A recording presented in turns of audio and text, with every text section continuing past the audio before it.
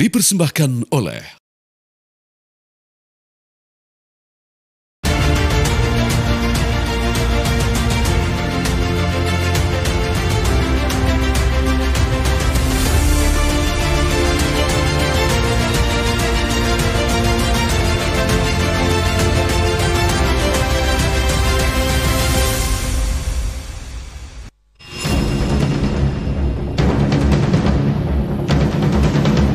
berapa skor yang Bapak berikan atas kinerja Kementerian Pertahanan yang dipimpin oleh Bapak Prabowo? Silakan Pak Ganjar.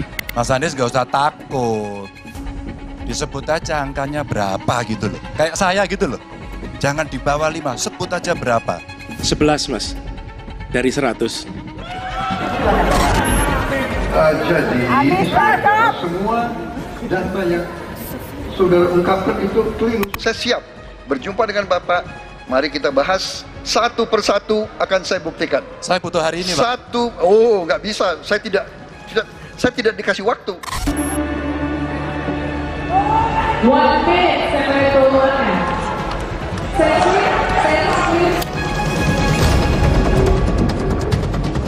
Selesai saya mencari, tapi sudah tidak ada, jadi tidak tahu kemana harus salaman.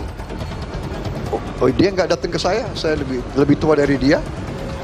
Saya lebih senior dari dia.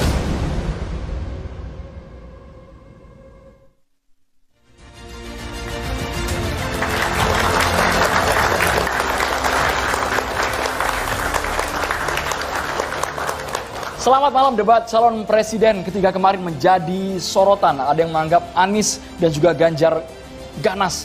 Apakah Prabowo panas dalam ajang debat tersebut? Karena dari segmen awal Maria begitu mencolok. Anies mengincar, Prabowo, Ganjar juga sama. Apakah memang betul Prabowo tersulut emosinya dalam ajang debat tersebut? Bahkan yang terbaru ada komentar dari Presiden Joko Widodo yang mengatakan ini debat kok tidak menyentuh substansif. Lebih banyak malah saling tuding, saling sindir satu sama lain. Apa sebenarnya penyebabnya? Apakah betul yang personal lebih banyak diangkat dalam ajang debat dibandingkan substansinya? Itu dia, bahkan sampai kemudian pihak 01 dan juga 03 memberikan penilaian terhadap kinerja Kemhan. Kalau Andro menilai debat kemarin, skornya berapa Andro? Biarkan masyarakat. Kalau gitu langsung saja nanti kita tanyakan kepada narasumber kita ya. Karena kalau kita lihat kemarin, betul seperti yang Andro sampaikan, bahwa paling tidak dalam debat kemarin, hal soal anggaran dan juga alutsista itu marak dibahas di debat Pilpres 2024 kemarin. Kita akan bahas tuntas sebenarnya debat kemarin berpengaruh secara signifikan tidak terhadap pemilihan di Februari 2024 nanti. Kami pun juga akan melibatkan para pemilih muda, mahasiswa yang sudah hadir dari Universitas Ibnu Khaldun, Jakarta. Kemarin semua nonton debat pasti ya. Debatnya panas atau dingin? Kompak Maria ya. Kompak kalau itu ya. Nah gitu langsung saja kita perkenalkan narasumber kami satu persatu sudah hadir di studio Catatan Demokrasi. Ada Bang Effendi Ghazali, pakar komunikasi politik. Ya, Assalamualaikum. Assalamualaikum warahmatullahi wabarakatuh. Saya dingin. Saya dingin. Makanya saya pakai jaket. Kita tes tangannya suhunya 35 derajat Celcius. Karena itu saya pakai jaket tebal karena saya dingin. Ya. Oke, nggak panas ya kayak mahasiswa ya. Dan juga sudah ada Bung Slamet Ginting, pengamat militer dari UNAS. Selamat malam. Selamat malam. Assalamualaikum. Kami hadirkan juga ada peneliti imparsial Bang Al Araf. Selamat malam Bang. Malam Mak. Kalau pemirsa lihat yang tengah sengaja kami kosongkan karena ini juga yang paling kencang di debat kemarin. Ini panas Pak dingin nih kayaknya. Kira-kira sepertinya panas, tapi kita tunggu nanti ya Bang Masinton Pasaribu, kita tunggu kehadirannya. Semoga Abang sekarang memantau di TV. Ayo Bang, di studio Bang supaya lebih afdol. Kami juga menghadirkan ada Bang Daniel Anzar Simanjuntak, jubir TKN Prabowo Gibran. Selamat malam. Selamat malam Mas Andro. Assalamualaikum. Kemudian Mas Teguh Juwarno, jubir Timnas Amin. Selamat malam Mas Teguh. Selamat malam. Catatan demokrasi terbaik. Assalamualaikum warahmatullahi wabarakatuh. Kalau langsung dipuji kami jadi agak-agak segan untuk mengkritik Mas. Pujian di awal dilempar ya Maria. Tapi kita boleh ke Bang Daniel. Bang Daniel, Prabowo Subianto betul-betul menjadi sorotan. Bahkan yang tadi Bang, di Riau Bang. Statementnya cukup mencengangkan kami. Meskipun ada di ujung penjelasan soal HGU, bukan 320 hektar, bukan 340 ribu, tapi hampir 500 ribu hektar. Tapi di awal Bang, ada kata yang menurut kami diksinya keras sekali. Pemicunya apa? Pak Prabowo itu orangnya otentik, genuine. Jadi ketika harus sedih ya sedih begitu. Ketika harus marah ya marah. ketika harus gembira ya gembira gitu. Pak Prabowo tidak pernah menunjukkan kepalsuan, tidak bisa acting begitu. Jadi ya otentik, dia akan muncul sebagaimana mestinya dalam suasana yang tepat. Itu pertama.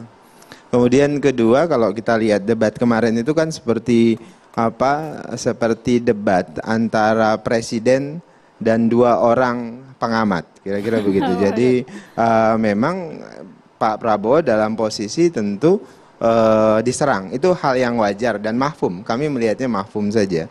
Jadi sehingga kita berkeyakinan memang posisi Pak Prabowo adalah posisi di atas angin begitu, dan memang posisi yang maju dan posisi yang menang, kira-kira begitu, sehingga wajar kemudian ada yang berusaha downgrade, berusaha tarik dari atas kakinya dan sebagainya. Dan kita melihat itu hal yang manusiawi, tapi kita dalam posisi tentu berusaha bertahan, bahkan berusaha maju. Kalau manusiawi, kenapa respon Pak Prabowo di Rio seperti itu ya narasinya ya? Respon marah juga manusiawi. Kalau Anda kecewa kan marah. Kalau Anda sedih, nangis. Pak Prabowo kalau marah diputus jadi ya, pacar, tudingan nangis. Gitu. Itu hal yang wajar ya. Kalau tudingan itu bentuknya fitnah dan bohong, itu pasti marah.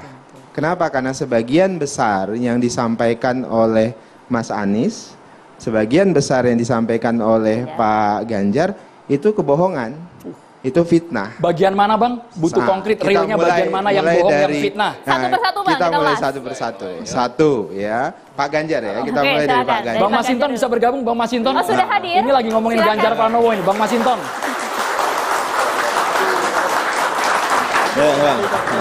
Masinton. Soal kebohongan soalnya. Bang Masinton boleh duduk dulu sambil minum dulu, makan martabak. Saya dengan Bang Masinton ini satu kampung, anak Tapanuli Tengah. Ya.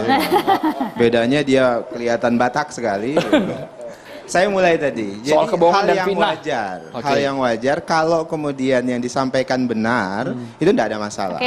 Tapi masalahnya adalah yang disampaikan itu bohong, yang disampaikan itu fitnah. Saya mulai dari yang pertama. Mas Ganjar misalnya menyebut bahwasannya salah satunya adalah misalnya ada pesawat bekas yang akan dan itu berulang kali para tim jubir juga melakukan itu, yang saya hadapi itu bahwasannya akan ada pesawat Mirage yang dihibahkan, misalnya begitu ya, dihibahkan dan itu tidak harus dibeli. Dan itu berdasarkan keterangan Pak Yuwono Sudarsono. Kami sejak awal sudah checking. Pertama misalnya Pak Imam Sufaat yang pada saat itu menjadi kasau. Pak Imam Sufaat sebagai user menyatakan tidak pernah ada rencana hibah dari pemerintah Qatar. Baik secara lisan disampaikan ke mereka atau secara tulisan. Tentu harus ada dokumennya yang jelas terkait perencanaan itu. Kalau hanya klaim ada mau hibah dan segala macam, itu bukan kebijakan pemerintah. Jadi tidak ada sama sekali. Bahkan ketika rame-rame hibah itu, Kementerian Pertahanan cek kepada Qatar, betul nggak Anda ingin hibah pada tahun sekitar 29 sampai 2012 itu? Tidak ada rencana mereka melakukan hibah. Jadi hanya berangkat dari klaim itu. Itu pertama. Jadi sumbernya tidak jelas, bohong dan sebagainya. Saya lanjut ke Pak Anies dan ini paling banyak bohongnya. Ya, paling banyak bohongnya Pak Anies. Harus dicatat nih. Saya mulai dari yang pertama. Ya, Pak Anies menyebutkan 700 triliun anggaran Kemhan digunakan untuk belanja alutsista bekas. Ini bengis sekali ini pernyataan. Ya, bengis dan jahat. Hanya untuk tujuan menjatuhkan Pak Prabowo, kemudian menggunakan data palsu dan bohong. Kenapa begitu? Pertama, saya mulai dari 2023 saja. Di 2023, anggaran Kemhan itu 131 triliun. Yang digunakan untuk belanja alutsista itu sekitar 30-an triliun. Ya. Jadi dan belanja alutsista itu ya macam-macam. 2023 dan itu untuk belanja kesejahteraan prajurit, untuk belanja macam-macam, semua perawatan itu sudah termasuk. Itu 2023. Nah kan kemudian kemarin, hari ini itu diklarifikasi oleh para jubirnya. Para jubirnya bilang, tidak, maksud Pak Anies bukan 700 triliun, tapi akumulatif dari 2020 sampai 2024. Tapi kan itu nggak disebutkan. Ya kan, nggak disebutkan pada saat, karena kalimat yang digunakan oleh Mas Anies adalah belanja alutsista bekas sebesar 700 triliun. Dan publik itu sudah mendengarkan pernyataan bohong itu. Dan sebagian publik itu sudah mengkonsumsi pernyataan bohong itu. Dan itu berbahaya. Itu pernyataan bohong yang luar biasa. Karena apa? Karena secara akumulatif misalnya, kalau 2020 sampai 2024, itu nggak sampai 700 triliun juga. Totalnya sekitar 680-an triliun. 697. Iya, 97 triliun. Dan jangan lupa, itu bukan untuk belanja alutsista. Itu untuk belanja secara akumulatif semua kepentingan Mabes TNI dan 3 matranya. Kenapa Pak Prabowo tidak menyebutkan hal ini secara clear langsung pada saat debat? Pak Prabowo pada saat itu sudah sudah seperti diintimidasi dengan pernyataan itu. Dan jangan lupa, untuk bagian itu tidak ada kesempatan Pak Prabowo untuk mengklarifikasi. Jadi ini yang saya sebutkan, untuk bagian itu Mas Anies dengan terang melakukan kebohongan yang sangat bengis. Dan itu sudah dikonsumsi oleh sebagian besar orang Indonesia. Itu yang baru yang satu. Boleh poin-poin itu dulu ditanggapi? Itu dulu ya. Saya punya banyak kebohongan lain. Mas Teguh Juwarno dan juga Bang Masinton. Mas Teguh Juwarno terlebih dahulu, silakan Mas Teguh. Terima kasih TV One sudah mengundang kami.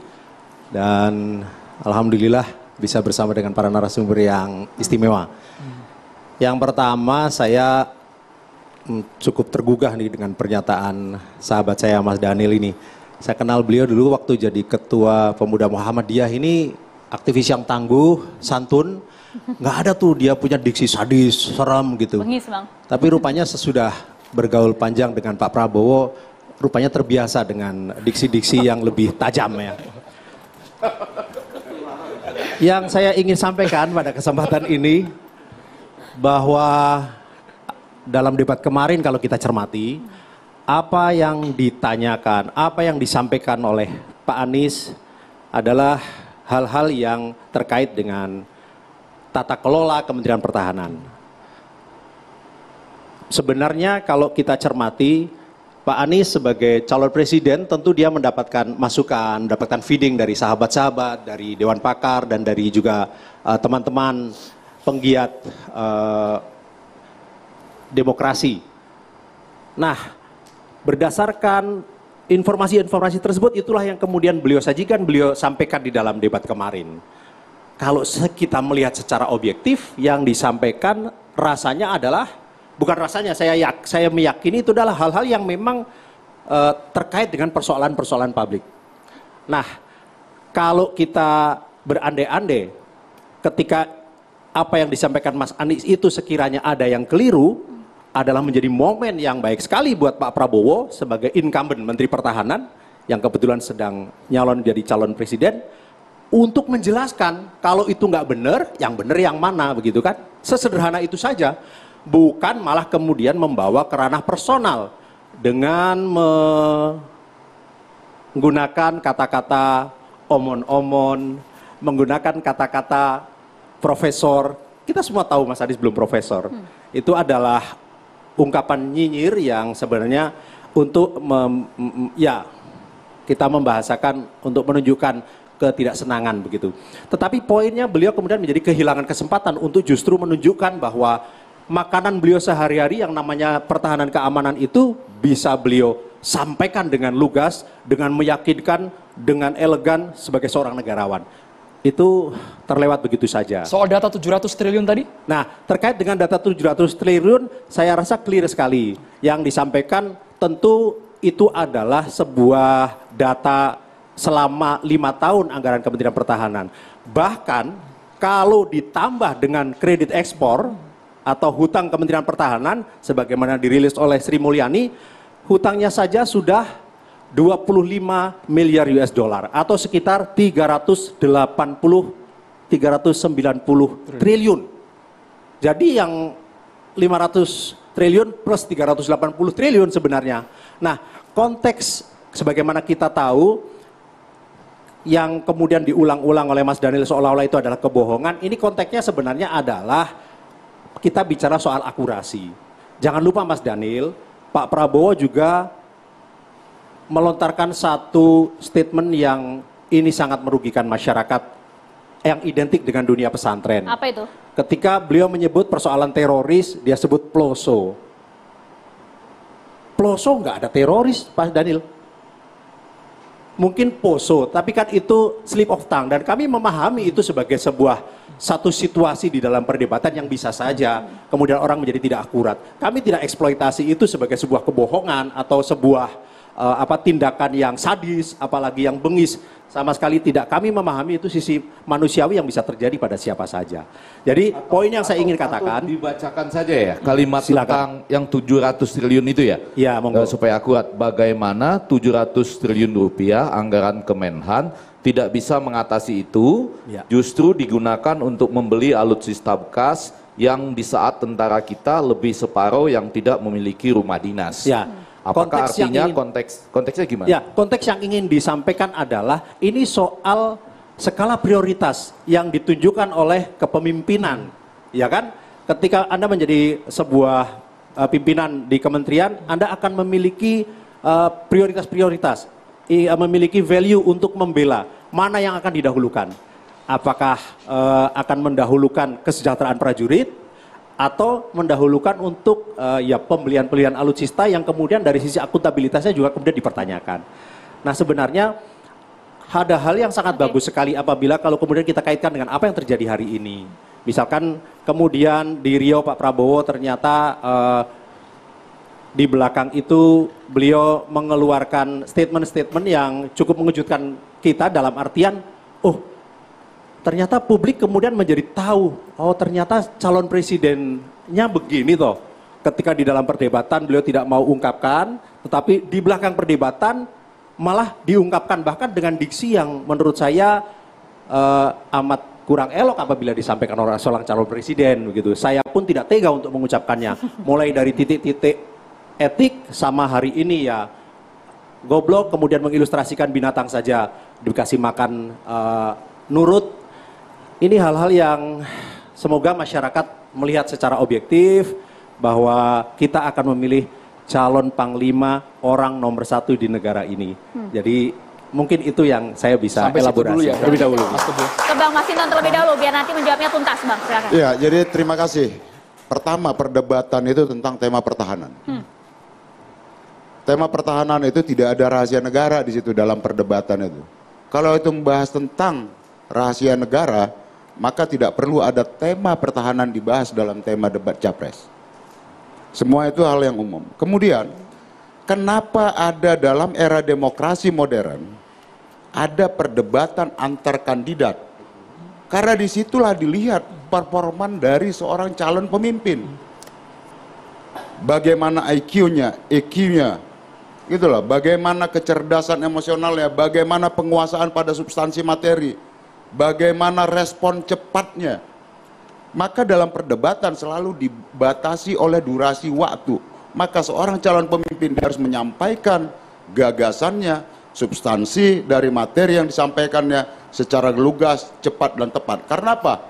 Pemimpin itu dibutuhkan untuk merespon hal-hal yang cepat, tepat dan substantif. Nah, maka diadakan kontestasi debat. Kemarin itu adalah debat yang disaksikan oleh publik dan itu dijadwalkan resmi, bukan rapat, gitu ya.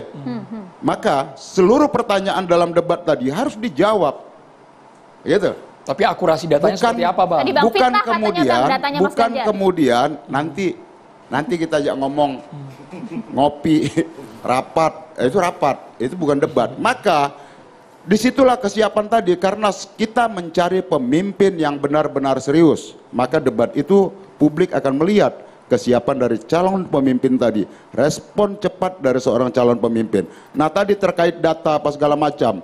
Apa yang disampaikan Pak Ganjar 100% benar, tidak ada kebohongan. Bahkan Pak Ganjar menyampaikan data ya, yang beliau memperkenankan kalau ada stafnya mohon dibantah nih data. Karena data harus dibantah dengan data. Kan gitu, bukan diajak ngomong-ngomong nanti kita jelaskan. Padahal di awal Bang, Pak Prabowo selalu mengatakan saya selalu sependapat dengan Pak Ganjar. Tapi di akhir kami kaget juga Bang. Maka jelas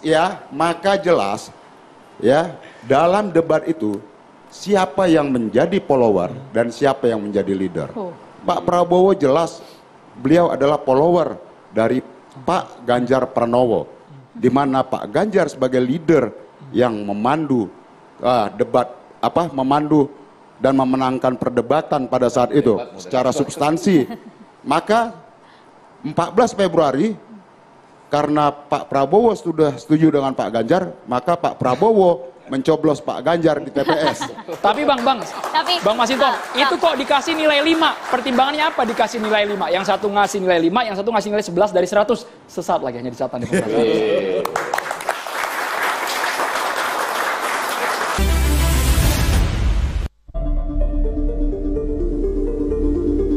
Bapak ini sudah Menhan selama 4 tahun, hampir 5 tahun, bukan calon Menhan. Jadi harusnya menunjukkan inilah yang sudah saya kerjakan, bukan mengatakan apa yang akan dilakukan. Sekali lagi Pak Anies ngomong-ngomong barang bekas, karena Pak Anies rupanya tidak mengerti masalah pertahanan. Ya, tidak. Saya bersedia Pak Anies mengundang Pak Anies di tempat yang Pak Anies suka, kita diskusi. Saya akan bawa data. Saya akan bawa data yang sebenar-benarnya, ya. Pak Prabowo, saya senang sekali Bapak memantik saya, data saya tidak benar. Silakan bantah data saya hari ini, Pak. Dan saya izinkan kalau ada staf mau bantu, silakan beri di sebelahnya.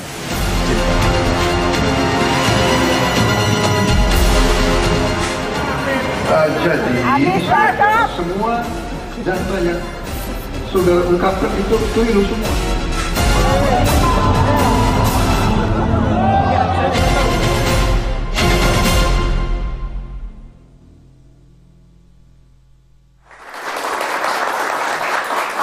Kita ke Bang Masinton, ditanggapi singkat kenapa nilainya 5 Bang, dari skala 1 sampai 10 untuk Prabowo Subianto. Kenapa 5 itu kan jelas tentang indeks data yang disajikan oleh Mas Ganjar, indeks pertahanan, militer, perdamaian, ya, dari beberapa lembaga-lembaga internasional yang rutin melakukan penilaian terhadap indeks pertahanan di tiap negara. Nah, kemudian itulah yang dijadikan dasar oleh Mas Ganjar. Data itulah yang disampaikan. Maka data dibalas dengan data, dijawab dengan data, bukan dengan undangan rapat, diajak membedah data. Itu di forum debat. Maka dalam debat itulah performan. Durasi nggak cukup, waktunya nggak cukup Bang, katanya Bang. Memang durasi waktu dalam debat memang dibatasi, gitu loh. Maka seorang calon pemimpin dia harus perform. Dia siap dengan data, siap dengan penampilan, siap dengan penguasaan substansi materi, gitu loh. Yang disampaikan kan jelas data singkat tuh yang disampaikan Pak Anies, Pak Ganjar, ya. Nah, silakan kemudian bantahan tadi, ya, langsung diralat Bang. Bantahan tadi disampaikan dengan data juga, walaupun singkat, bukan kemudian. Artinya bisa harusnya ya? Ya harusnya, udah siapkan data gitu loh. Begitupun dengan Pak Anies ketika menanyakan, ya harus bisa dijawab dengan ini. Bukan kemudian diajak ngomong-ngomong itu loh. Nah itulah. Omon-omon Bang. Nah, apalagi omon-omon kan itu kan. Iya, pertama gini. Saya sekali lagi Pak Ganjar dan Pak Anies itu datang dengan tingkat akurasi data yang sangat rendah. Bahkan tadi saya sebut kecenderungan punya kebohongan. Mas Ganjar datanya banyak loh Bang. Misalnya ya, dalam konteks indeks prestasi militer, banyak lembaga-lembaga, misalnya Stockholm dan macam-macam, itu yang menempatkan Indonesia nomor 13 terbesar di kekuatannya di dunia, terkuat di dunia. Misalnya di ASEAN, Asia Tenggara, kita nomor 1 di dunia. Jadi kalau kemudian ada nilai, kan kalau Pak Ganjar menilai 5, itu kan menilai 5 itu menilai kinerja hukum Indonesia yang di bawah Pak Jokowi dinilai oleh Pak Ganjar itu 5 kan. Padahal Menteri Menko Polhukamnya itu adalah wakilnya Pak Ganjar. Ya, itu agak paradoks dalam konteks itu. Apalagi di sisi lain ya juga masih dalam konteks memuji Pak Jokowi dan masih konsisten, dan kami tetap konsisten bersama Pak Jokowi dalam konteks ini. Nah, termasuk ketika Pak Anies misalnya kasih penilaian yang sangat subjektif. Ini kan seperti ahli komunikasi publik seperti Bang Effendi itu disuruh mereview atau menilai kinerja penanaman pertanian gitu loh. Nggak tahu apa-apa, cuma nggak punya bahan apa-apa, ya sudah, rasanya karena nggak suka dengan orang yang bekerja di situ, ya sudah dikasih nilai sesukanya saja. Jadi ini menurut saya, ya itu yang tadi saya sebutkan, objektivitasnya rendah, kompetensinya rendah, tapi kemudian memberikan nilai berdasarkan tendensi pribadi yang tidak suka itu. Itu yang tadi saya bilang. Dalam konteks debat ini idealnya dibawa juga sisi teknorasinya, dibawa juga semangat menjaga pertahanan dan menjaga moral bangsa. Itulah yang kemudian dalam beberapa hal Pak Prabowo itu tidak secara gamblang misalnya mengeksplorasi kelemahan pertahanan kita. Karena bagi Pak Prabowo ada dua hal. Hal pertama itu terkait dengan moral bangsa. Beliau tidak mau rakyat itu moralnya rendah karena misalnya data pertahanannya begini-begini jelek gitu. Kemudian kedua, itu beliau juga tidak ingin informasi-informasi penting itu dikonsumsi secara telanjang dalam tanda kutip oleh publik luar negeri dan sebagainya. Tapi sebenarnya pertanyaannya kan yang umum aja itu, Bung. Artinya begini, tentang anggaran. Kemudian ada food estate, meskipun itu overlap ya. Dari yang seharusnya tupoksinya Kementerian Pertanian diurus Kementerian Pertahanan. Maka ditanyakan, tidak ada yang rahasia, kecuali yang rahasia itu menyangkut tentang strategi. Di mana kita membangun pangkalan militer, di mana kita membuat bunker untuk penyimpanan rudal-rudal. Nah, itu adalah data yang termasuk dalam kategori rahasia pertahanan negara. Ya. Tapi kalau menyangkut tentang bagaimana postur penganggarannya, bagaimana keberpihakan anggarannya untuk kesejahteraan prajurit, bagaimana penggunaan anggaran di Kementerian Pertahanan yang itu bisa mengakomodir matra-matra di bawah Kementerian Pertahanan yang ditanyakan oleh Mas Ganjar, kenapa postur penganggarannya harus top down, tidak bottom up berdasar usulan-usulan dari kebutuhan masing-masing matra di angkatan udara, darat maupun laut. Itu tidak ada yang rahasia di situ. Ya.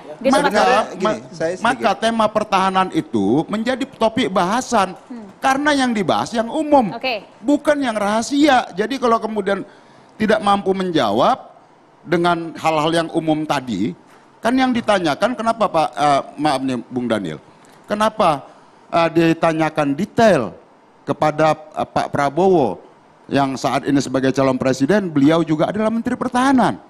Maka ditanyakan, karena tadi disampaikan juga sarapannya, wah itu udah makanan sehari-hari isu pertahanan. Ternyata makanannya bukan pertahanan sehari-hari, makannya makan bubur.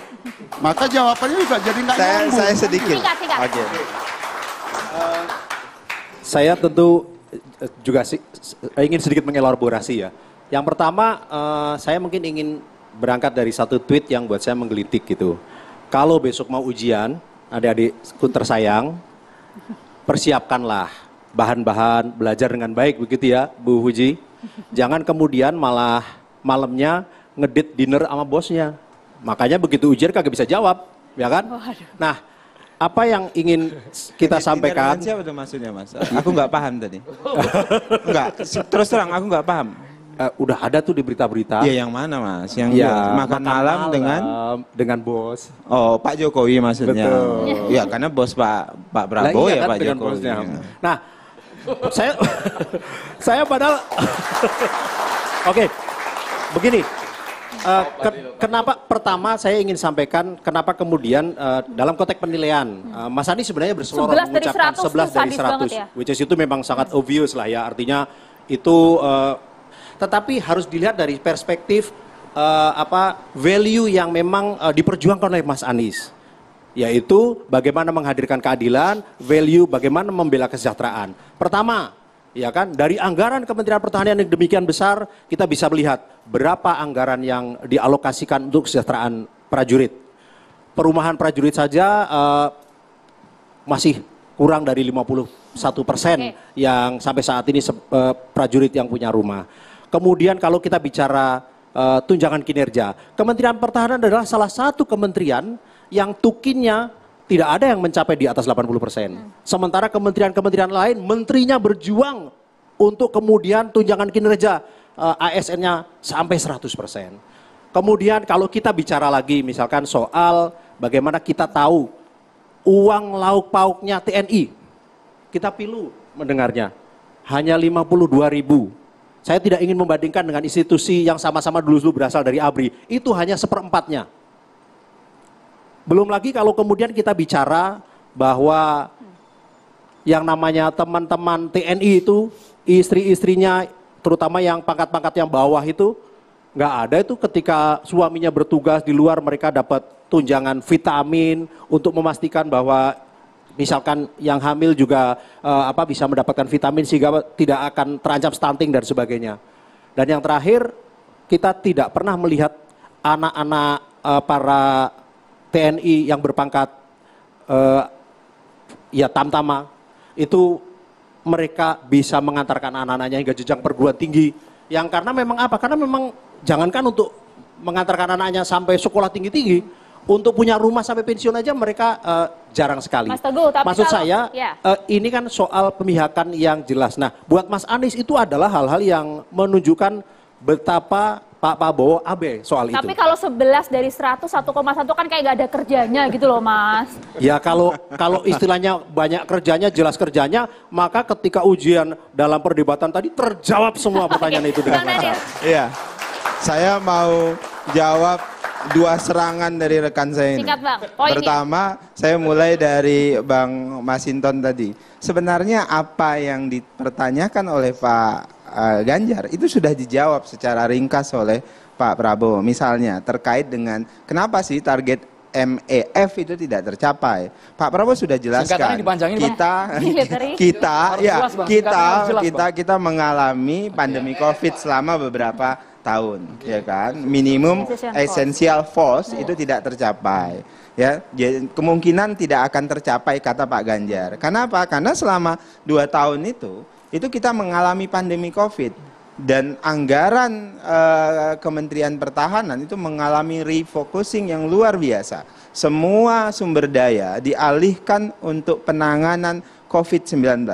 Semua tenaga TNI itu dialihkan untuk penanganan itu. Sehingga beberapa agenda pertahanan itu banyak yang dialihkan untuk agenda-agenda itu. Itu pertama. Kemudian yang kedua, jangan lupa terkait dengan alokasi anggaran, itu juga bukan hanya sekedar pekerjaan dan ditentukan oleh Kementerian Pertahanan.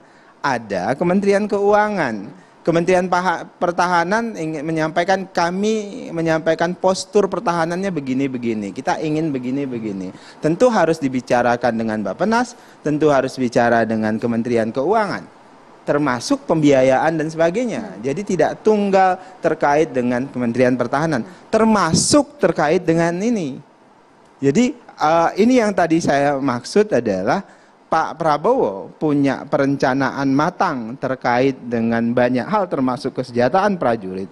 Ya, tapi kemudian dalam beberapa hal ada kondisi kontingensi yang kemudian menyebabkan kita harus mengalihkan prioritas kita. Mas Daniel, terkait dengan Tukin misalnya, Tukin sudah menuju 80% pada saat ini. Bahkan nanti kita di 2024 kita akan mengalami kenaikan gaji terkait dengan itu. Bahkan Pak Prabowo itu fokus pada pendidikan anak-anak prajurit pada saat ini, pendidikan kelompok universitas buat mereka dan sebagainya. Mas Teguh, unek-uneknya belum keluar semua sepertinya. Iya, Mas Teguh.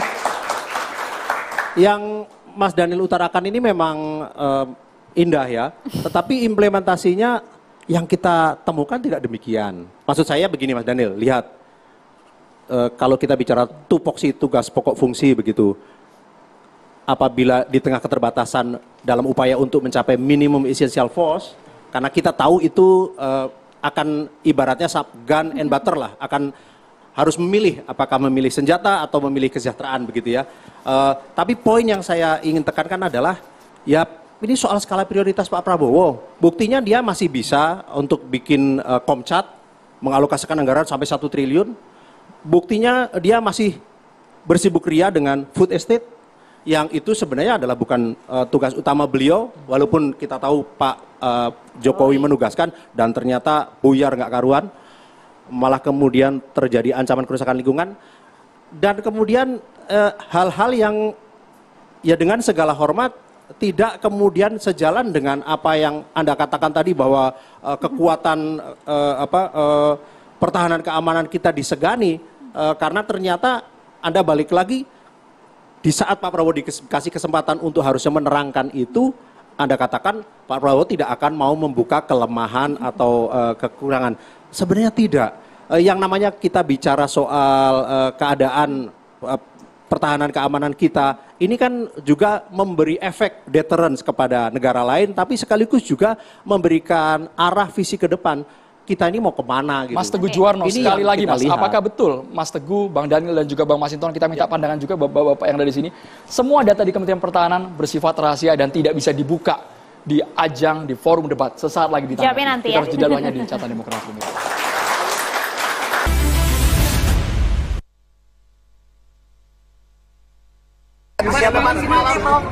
Gimana debat semalam?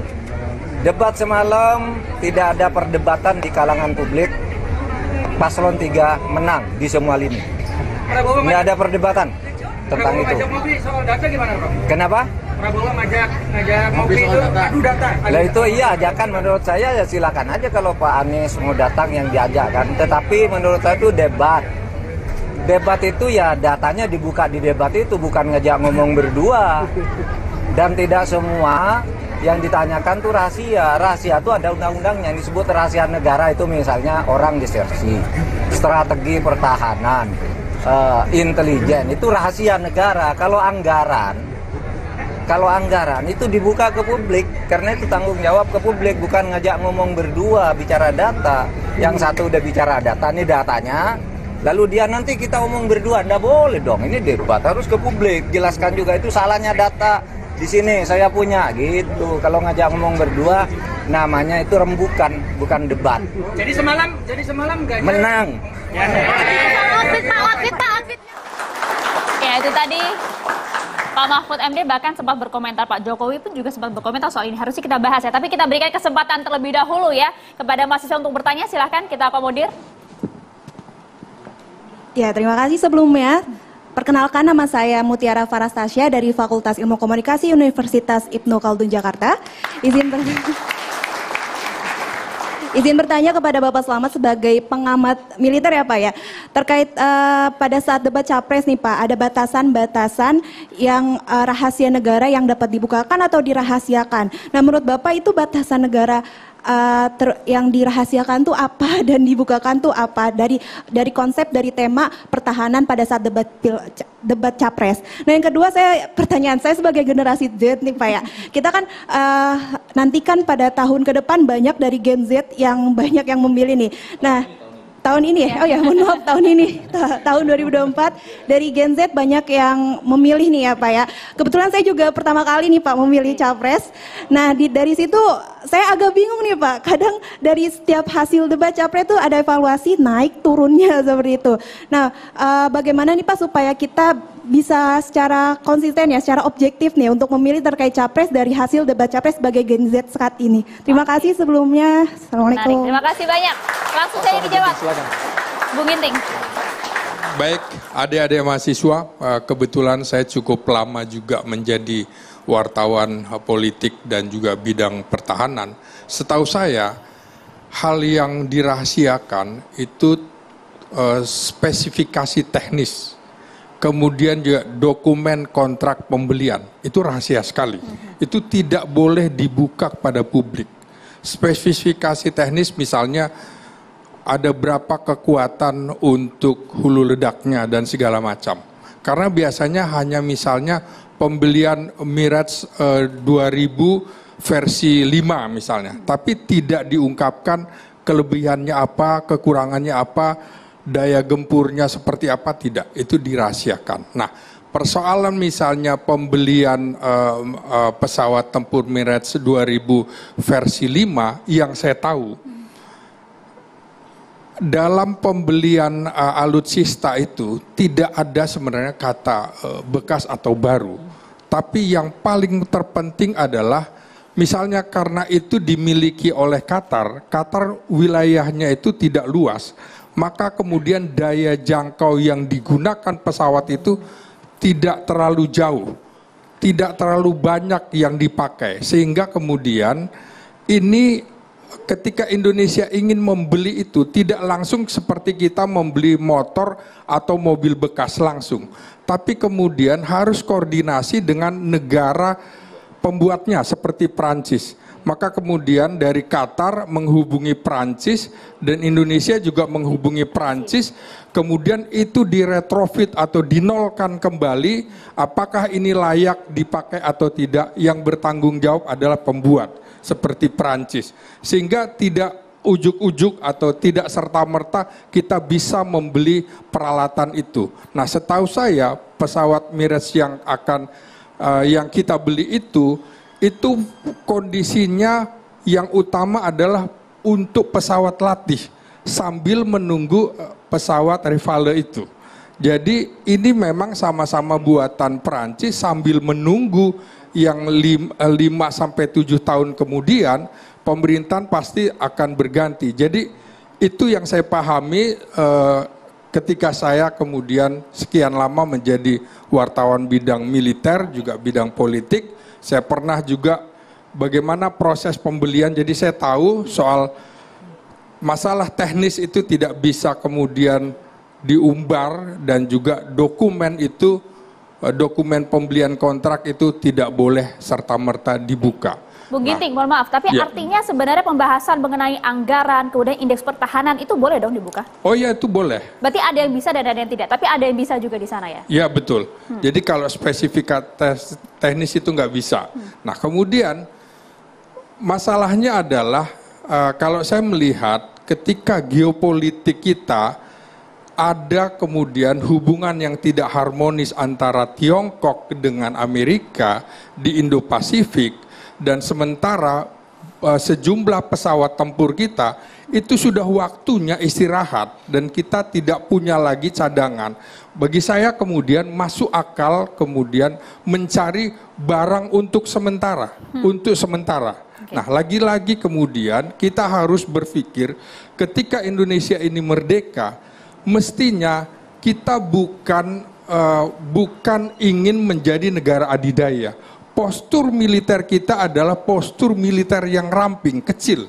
Nah, dengan adanya perubahan misalnya usia pensiun, kemudian ini menumbuhkan makin banyak jumlah personil tentara, kemudian ini juga menyebabkan akhirnya kita tidak mampu membuat perumahan-perumahan terutama pada satuan-satuan khusus teknis yang sangat membutuhkan 1x2x4 jam untuk siaga tempur. Nah, seperti itu. Nah, kesalahan kita juga adalah kita ini seharusnya tidak berpikir tentang outward looking, melihat keluar. Kita Indonesia dengan jumlah penduduk dan juga jumlah pulau yang besar, kita basis pertahanan kita atau kita punya pola perang kita itu berbeda dengan negara-negara lain.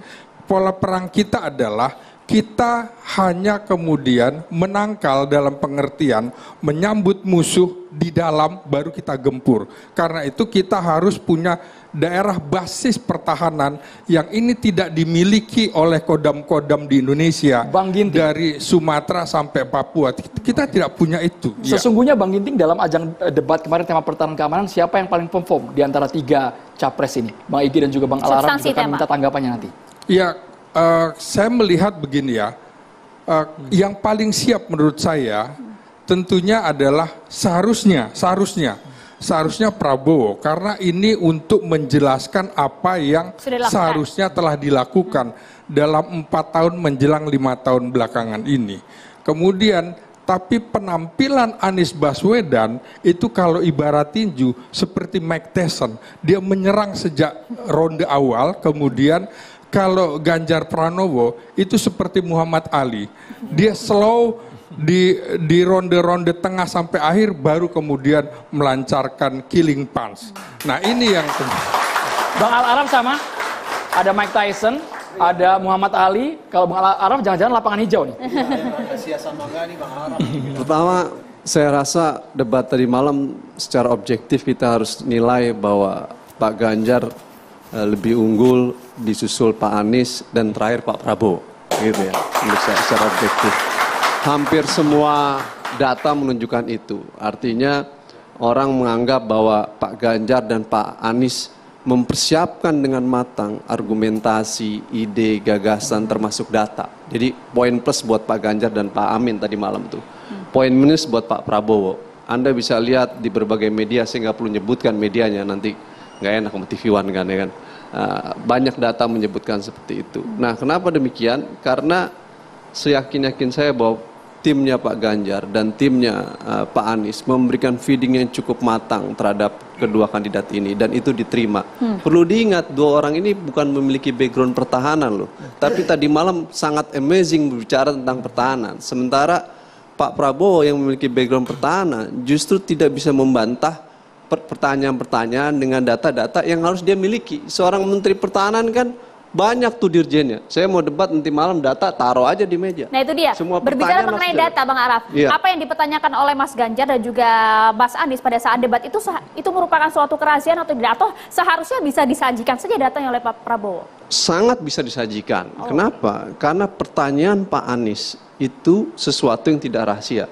Pertanyaan-pertanyaan Pak Anies adalah terkait dengan perdal, perusahaan dalam, atau orang sering disebut pihak ketiga atau sering disebut broker, yang disebut dengan PT TMI, ya kan? Yang kedua terkait dengan food estate, itu tidak rahasia. Itu sesuatu yang dijelaskan oleh Pak Prabowo.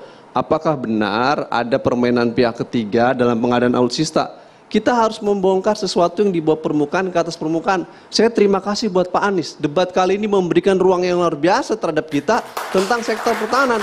Karena memang dugaan-dugaan permainan, dugaan-dugaan penyimpangan dalam alutsista itu menyakitkan dan menyedihkan kita. Kenapa? Permainan-permainan pihak ketiga itu membuat kondisi alutsista dalam kondisi underspec, di bawah standar. Akhirnya para prajurit seringkali menggunakan alutsistanya jatuh, kecelakaan, dan beberapa kali membahayakan. Jadi pertanyaan Pak Anies tentang keterlibatan pihak ketiga itu harus dijawab oleh Pak Prabowo. Apakah benar PT TMI itu supaya kita memiliki sektor pertahanan yang transparan dan akuntabel? Sayangnya Pak Prabowo tidak bisa menjawab itu gitu. Malah mengajak diskusi di belakang. Menurut saya jawab diskusinya di depan bukan di belakang supaya masyarakat tahu gitu ya. Nah, kalau Bung Daniel tadi udah bisa menjawab, seharusnya yang menjadi kandidat presiden Bung Daniel bukan Pak Prabowo tadi malam, karena Bung Daniel bisa lebih menjelaskan malam ini gitu ya. Benar, buktinya dalam waktu singkat Bung Daniel bisa, tapi saya mungkin feeding dari Bung Daniel ke Pak Prabowo belum nyampe. Bukan belum nyampe, tidak diterima oleh beliau yang kemudian terlalu overconfident. Nah, karena gue menteri pertahanan, bekas prajurit, mengetahui segala macam, feeding dari tim akhirnya tidak bisa dimatangkan oleh beliau. Berbeda dengan yang paslon 1 dan 3 justru menerima itu dan mempelajari itu. Gitu. Pertanyaan Mas Ganjar? Meski catatan belum semuanya yang disampaikan oleh Bung Daniel tadi benar. Banyak beberapa catatan yang saya bisa koreksi terkait dengan pernyataan itu gitu ya. Misalkan soal miris tadi, saya rasa tidak bisa bantah. Pak Juwono menyampaikan itu di berbagai media, Tempo dan lain sebagainya pada era 2009, sehingga itu dikutip oleh Pak Anies. Itu sesuatu yang nggak salah, benar-benar saja gitu ya. Iya, ada di media, Mas tinggal lihat pernyataan dari Pak Ganjar terkait dengan data-data itu. Data-data dari lembaga internasional tentang kondisi alutsista itu sesuatu yang sah-sah dan wajar saja. Kalau Bung Daniel menggunakan data lain, ada yang menganggap lebih tinggi, itu juga silahkan saja. Karena apa? Banyak perspektif dalam melihat konteks pertahanan dan data itu. Seharusnya Pak Prabowo menjawab pertanyaan Pak Ganjar seperti Bung Daniel menjawab tadi. Menurut data, tapi kan nggak dijawab. Artinya nggak pegang data dong. Berarti Anda nggak siap berdebat. Menurut saya sederhana. Jadi nggak ada yang bohong dari Pak Ganjar dan menyampaikan data tadi. Terkait anggaran sebenarnya memang akumulasinya kurang lebih 700 triliun. Cuman memang secara keseluruhan akumulatif, bukan hanya untuk alutsista. Ya mungkin di level itu. Catatannya gitu. banyak juga nih dari Mas Al-Araf. Kami banyak, yakin gemas banyak. kan Bang Daniel ingin menanggapi, tapi kita boleh ke Bang Ege Saya dulu, lebih Mas gemas Al-Araf. tadi yang pertanyaan Pak Daniel itu. Kita ke Bang Ege berapa hal gitu. Karena Bang Ege yang hadir langsung di lokasi, tahu persis suasana Nanti kebatinan. yang soal rahasia saya bisa lebih detail, Mas. Semua rahasia dibongkar Boleh malam dikit hari. nggak yang soal rahasia? Semua rahasia dibongkar malam hari. Yang rahasia? Boleh. Kita jangan ini rahasia, silakan. Iya, iya. Karena ini sifatnya rahasia, Mas Al-Araf. Rahasia ini ya. Mas Al-Araf, karena sifatnya rahasia supaya komprehensif itu sesaat lagi. Iya, harus rahasia ya. Hanya di Satan Demokrasi pemirsa.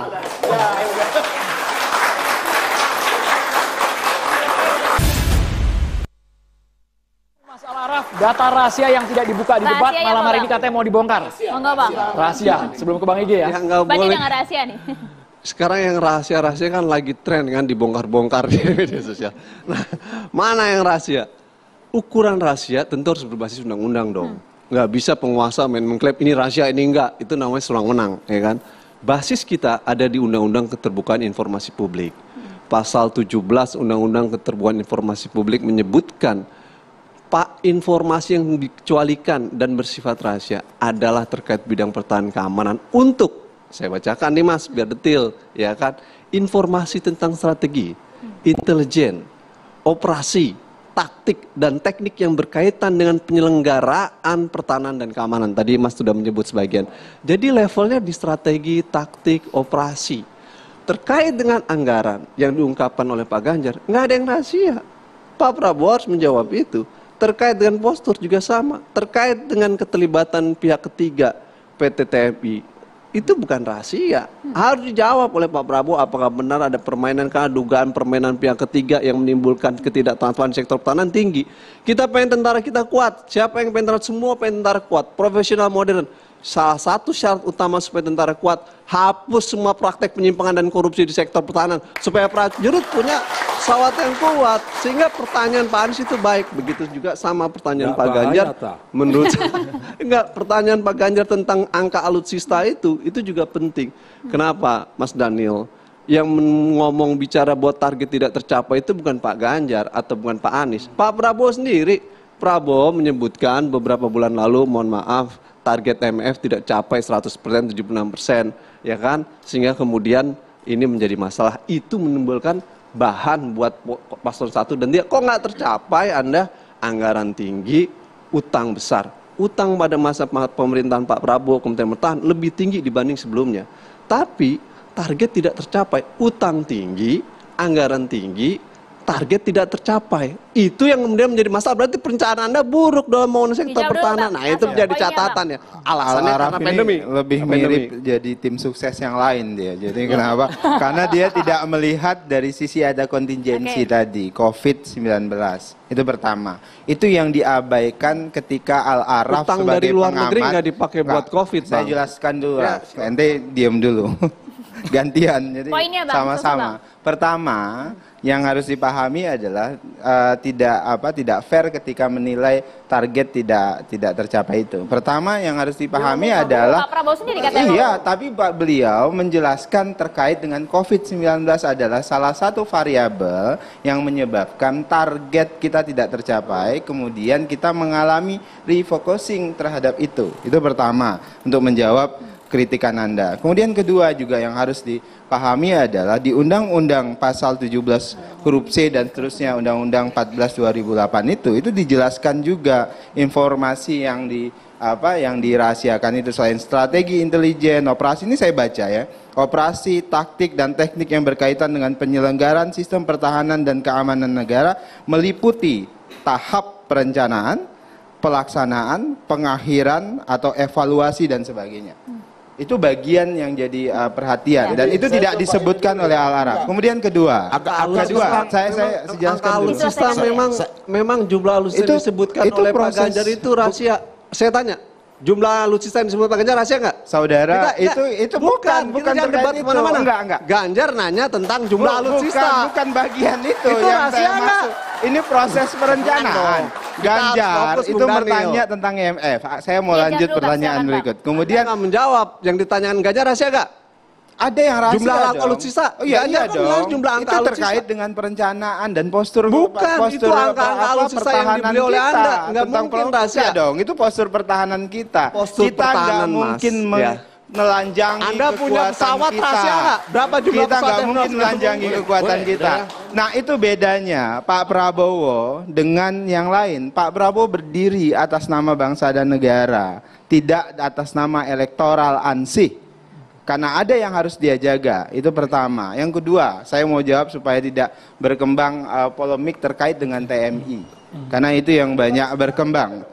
TMI itu adalah perusahaan yang didirikan oleh Yayasan Pensiun di Kemhan yang berfungsi melakukan peer review terhadap semua proyek-proyek alutsista yang dilakukan oleh Kementerian Pertahanan. Dia tidak ikut campur. Orang-orang di TMI itu terdiri dari para ahli, ahli pesawat, ahli teknologi dan macam-macam. Jadi ketika kontrak dilakukan dan sebagainya, mereka memastikan apakah kualitas dari alutsista Kenapa ini itu nggak dijawab Prabowo pada malam dan itu? tidak. Ini sekarang bagian saya yang menjelaskan. Karena waktu itu tidak sempat Pak Prabowo menjelaskan. Tugasnya jubir itu ada mengamplifikasi apa yang belum dijelaskan bos saya. Nah, itu tugas saya. Nah sekarang saya sedang menjelaskan itu. Saya saya tunggu jelaskan dulu, kan belum selesai. Jadi Jadi justru ketika ada TMI ini, kita sedang memastikan supaya proses pembelian alutsista itu jadi transparan. Itu menjadi akuntabel dan sebagainya. Bukan kemudian TMI mengikuti cawe-cawe terkait dengan penentuan proyek apa dan sebagainya. Tapi dia melakukan peer review karena di situ isinya itu adalah para ahli-ahli pesawat, para ahli alutsista, para ahli satelit dan sebagainya. Boleh sampai situ dulu, Bapak. Saya kunci nih, dikit. Ini pernyataan Bung Daniel dari Presiden Joko Widodo bahwa debat Capres ketiga tersebut lebih condong menyerang personal dan tidak substansi. Kita simak dulu, bersama berikut ini. Substansi dari visinya malah tidak kelihatan. Yang kelihatan justru saling menyerang, yang sebetulnya nggak apa-apa, asal kebijakan, asal policy, asal visi yang diserang, nggak apa-apa. Tapi kalau sudah menyerang personal, pribadi yang tidak ada hubungan dengan konteks debat tadi malam mengenai hubungan internasional, mengenai geopolitik, mengenai pertahanan dan lain-lainnya, saya kira kurang memberikan pendidikan, kurang mengedukasi masyarakat yang menonton. Saya kira akan banyak yang kecewa, sehingga debatnya memang perlu diformat lebih baik lagi, ada rambu-rambu sehingga hidup. Saling menyerang nggak apa-apa, tapi kebijakan, policy, visinya yang diserang, bukan untuk saling menjatuhkan dengan motif-motif personal. Saya kira nggak baik dan nggak mengedukasi. Yang berkaitan dengan pertahanan, yang berkaitan dengan keamanan negara, yang berkaitan dengan alutsista itu ada yang bisa terbuka, tapi banyak yang memang harus kita rahasiakan karena ini menyangkut sebuah strategi besar negara. Nggak bisa semuanya dibuka kayak toko kelontong, nggak bisa.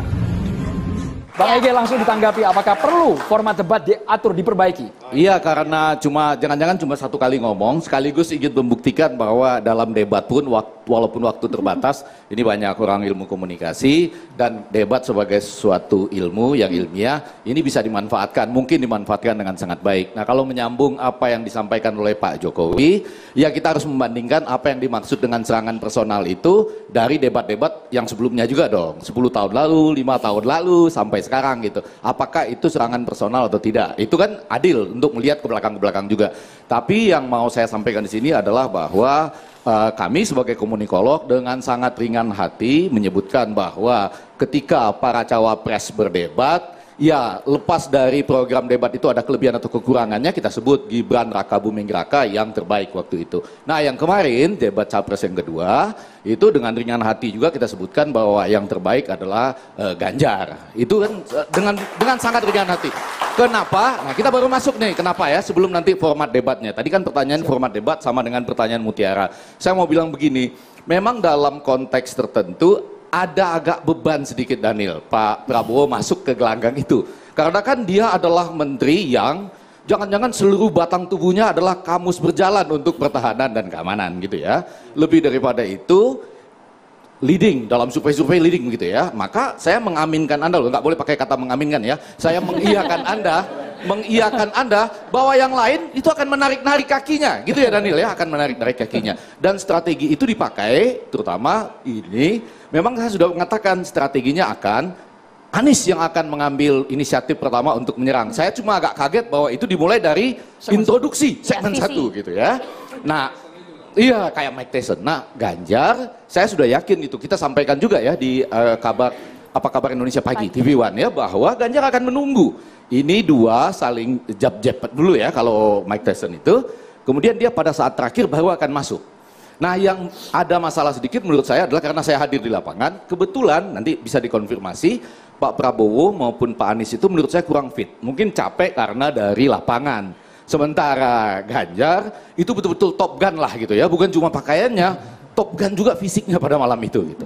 Nah, apa yang sedang terjadi pada waktu itu, memang saya rasa Pak Prabowo, saya harus apresiasi dalam konteks ini. Dia itu sedang berusaha betul menahan emosi. Justru menurut saya itu berhasil loh itu. Beberapa teman saya, Raf ya, WA ke saya bilang, kalau saya jadi Prabowo, saya datang ke sana, aku dikirik gitu loh ya, nyamperin terus kesel gitu karena tahu ada yang ini, ada yang itu, merasa diri tahu betul, tapi nggak bisa menyampaikan. Nah, karena apa? Terpancing dari awal. Nah, sekarang menjawab pertanyaan Pak Jokowi, apakah itu serangan personal? Tergantung dari kerangka debat itu. Apakah nilai-nilai, apakah etika, apakah emosi terkait dengan pertahanan keamanan? Iya Pak. Orang dulu mengatakan Trump nggak layak jadi presiden karena dia akan menguasai angka-angka pin senjata nuklir. Sama dengan Kim Jong-un, dia diragukan emosinya. Walaupun kepuasan publik dikorut 100%. Iya kan, karena kan dikorut, iyalah 100%. Cuma kan orang meragukan, bagaimana dia dengan senjata nuklir. Nah, kalau dibingkai dalam konteks itu, jadi relevan gitu. Nah, cuma kan kita agak kehilangan kemarin konsep itu gitu, konteks itu. Nah, saya mau kembali, jadi saya merasa Pak Prabowo itu sudah menahan diri dengan sangat baik, cuma memang gara-gara agak terpancing itu, nggak keluar sama sekali. Ilmu-ilmunya? Oh iya, mohon maaf loh ini saya ya yang menonton. Jadi maksud saya begini, debat itu waktunya terbatas. Debat itu tidak bisa dijawab dengan waktu saya sebetulnya terbatas loh ini. Atau kita selesaikan nanti di luar gitu. Enggak.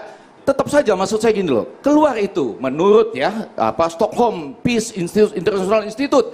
Kita ini perangkat 13 loh. Bagaimana Anda bisa memberikan kita angkanya 11 dari 100 misalnya. Kalau nggak bisa, tapi itu betul tuh. Serius, saya waktu melihat Pak Prabowo menghadapi tiki taka, bukan itu tiki taka, antara ini kan sepak bola ya, antara Anies dan Ganjar, Wantri ini itu lagi bertanya, menurut Anda nilainya berapa gitu ya? Yang satu jawab 5, kalau Anda 11 dari 100 gitu ya. Sementara Pak Prabowo bengong aja gitu ya. Itu puncak dari kesabaran kalau menurut saya. Nah, lepas dari itu, sebetulnya kan dalam debat Anda kan nggak bisa ikutan di situ. Bisa diambil di pertanyaan selanjutnya dengan mengatakan persis seperti sebetulnya ini calon menteri pertahanan selanjutnya ini ya. Dia bisa bilang di pertanyaan selanjutnya saya ingin mengatakan lepas dari saya dikasih nilai 11 sambil senyum, itu Stockholm Peace International Institute menempatkan Indonesia itu militernya nomor 13 terkuat di dunia. Jadi kan sudah ada tidak keluar sama sekali, betul kan? Tidak keluar sama sekali. Sama dengan ketika menjelaskan soal pesawat bekas ini. Terima kasih ada penjelasan bahwa usia pesawat itu 25 sampai 30 tahun. Dan kita akan mencoba efek deteren yang akan dicapai. Tapi penjelasan yang seperti ini kan pertanyaan orang 20 kalimat. Nggak usah dipikirkan yang soal 340.000 hektar. Sudahlah, nggak usah dipikirkan itu. Keluar kok itu 5 tahun yang lalu, nggak dijawab juga nggak apa-apa itu gitu. Kejar saja. Ya, nah lepas dari itu, ya yang itu nggak usah dijawab. Jawab saja yang soal tadi ya, usia pakai pesawat dan lain-lain. Lepas dari itu, pada sisi lain, memang agak terlihat bahwa Anies Baswedan agak overtaking. Nah sebetulnya saya itu mengharapkan begini loh, nih, ini dalam konteks ilmiah aja debat. Ketika ditanya kan, menurut Anda nilainya berapa? 5, kata Ganjar. Lalu dibalikkan. Menurut Pak Anies berapa? Waduh, itu cantik sekali dan akan mengejutkan kalau Anies bilang begini, 6 kalau menurut saya gitu. Wih, Anies kasih nilai lebih tinggi dari Ganjar. Karena apa? Kan Ganjar menunggu. Betul kan? Ganjar itu dalam posisi menunggu hasil serangan Anies untuk mencetak gol terakhir. Tapi memang kemarin itu adalah harinya Ganjar. Nah, menjawab pertanyaan Mutiara, saya mau mengatakan sekarang, apakah debat ada pengaruh atau tidak? Profesor saya mengatakan gini, kalau ada orang mengatakan debat itu tidak ada pengaruhnya, artinya dia ingin Anda tidak terpengaruh oleh debat. Kalau ada orang yang mengatakan bahwa debat itu tidak banyak ditonton oleh orang, artinya dia ingin Anda tidak menonton debat, supaya tidak ada pengaruhnya. Tapi, apakah debat itu berpengaruh atau tidak? Saya rasa berpengaruh. Kalau tidak, maka semua capres yang berdebat akan bilang begini, para capres, teman-teman, para calon presiden, karena debat ini tidak berpengaruh, kita santai-santai aja, kita nggak usah ngotot yuk, gitu. Toh ini debat tidak berpengaruh, kenapa kita ngotot-ngotot? Oke, kalimat hari ini bukan itu. Ya itu? Emang gua pikirin. Jadi artinya kalau betul itu tidak berpengaruh, dia bilang, teman-teman capres, kita nggak usah ngotot-ngotot, nggak usah marah-marah. Toh debat ini nggak ada pengaruhnya gitu ya. Jadi tetap saja kita perhatikan mana yang bagian yang bisa kita ambil. Ya, walaupun yang kemarin itu sulit ya, masih konseptual yang tinggi sekali. Dapat sesuatu dari debat yang kemarin. Secara substansi. Karena masih agak tinggi ya, agak tinggi konsepnya. Kurang membumi ya Bang ya? Iya, ya. Tapi paling nggak dapat insight-nya bahwa calon-calon presiden saya karakternya seperti itu ya, itu tips terakhir saja menurut saya penting bahwa apapun alasannya nanti di debat yang ketiga pun Pak Prabowo tetap akan dipancing loh. Ya. Udah siap ya untuk terus dipancing. Ada satu hal yang menurut saya perlu kita sampaikan juga pada kesempatan ini. Boleh singkat to the point Bapak? Pertama soal pembelian alutsista itu. Undang-Undang nomor 16 tahun 2012, Undang-Undang tentang industri pertahanan itu jelas mengatakan bahwa kalau kita mau beli alutsista dari luar negeri itu pertama harus G2G, negara antar negara, produsen ya. Kalau tidak negara kita dengan si produsen. Jadi bukan beli ke negara pengguna, apalagi lewat ya perantara atau saya harus gunakan kata broker lah. Nah ini tidak boleh terjadi dan itu amanah undang-undang. Ini hal yang menurut saya juga perlu kita luruskan. Jadi sebenarnya kemarin yang betul-betul ingin Mas Anies ketahui adalah soal bagaimana tata kelola itu dikerjakan dengan benar begitu, dengan baik. Sehingga kemudian persoalan misalkan TMI yang Anda sebutkan, kita semua tahu dan itu diakui juga oleh Pak Dasko, Wakil Ketua DPR yang juga Wakil Ketua Umum Partai Gerindra bahwa memang itu ada orang dekatnya Pak Prabowo, begitu juga misalnya di Agrinas. Nah itu kan juga sebenarnya domain publik yang kalau diterangkan dengan baik, bisa jadi publik akan tahu. Meskipun kita semua ingat bahwa reformasi ini kan memerintahkan reformasi di TNI itu kan dulu yayasan-yayasan yang kemudian mendirikan PT di bawahnya kan udah nggak boleh lagi. Kenapa sekarang dimunculkan lagi gitu? Ini kan persoalan yang besar. Ya. Sesaat lagi kami akan kembali untuk Anda.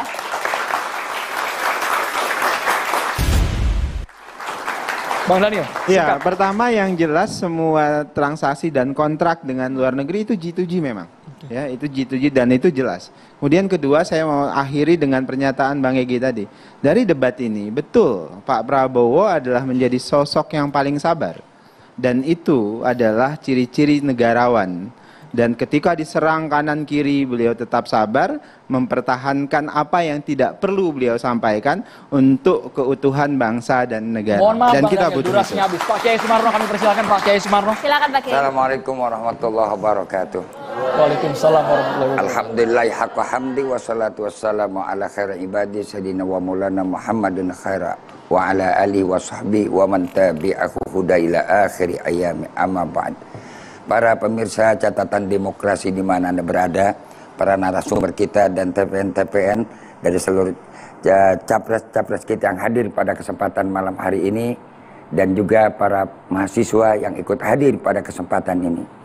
Sungguh ada sesuatu yang besar, kita ambil hikmah dari peristiwa terjadi debat yang ganas dan melahirkan atmosfer yang panas.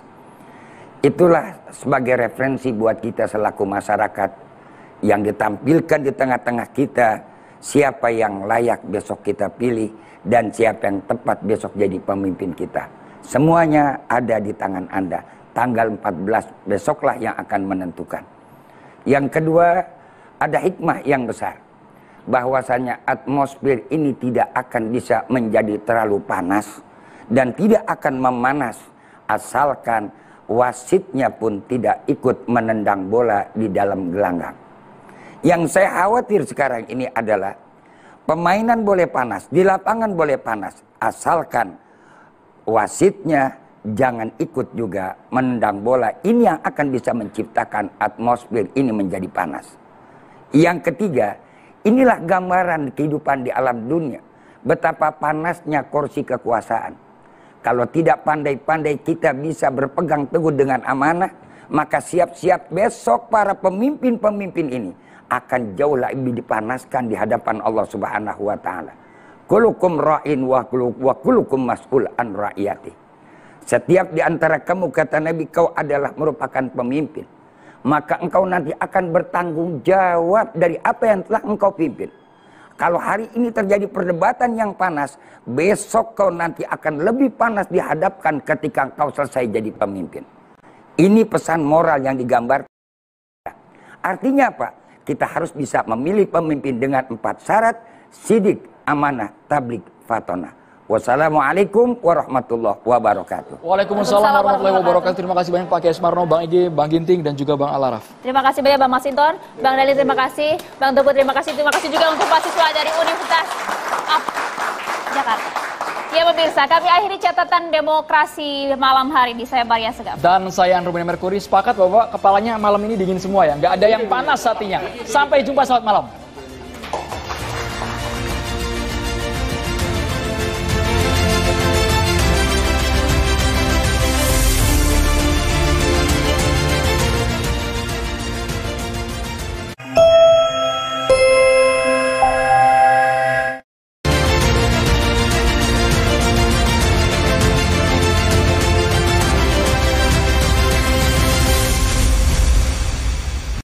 Dipersembahkan oleh